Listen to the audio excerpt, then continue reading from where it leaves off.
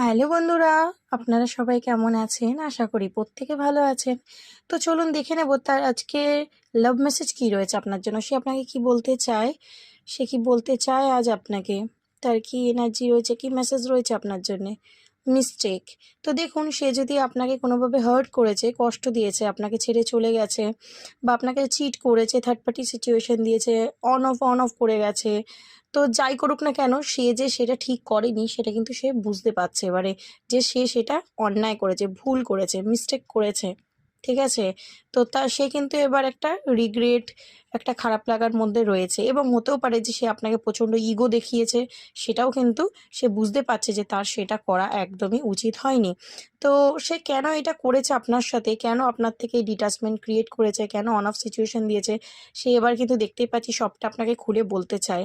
অনেক কিছু কথা যেটা এখনও আপনাকে সে বলেনি, এবার কিন্তু সে সেগুলো সব আপনাকে শেয়ার করতে চায় বা বলতে চায়। কেন? কারণ সে আপনার সাথে নিউ বিগিনিং করতে চায়। দারুণ এনার্জিটাকে একদম ক্লেম করে নেবেন। Thank you so much. God bless you.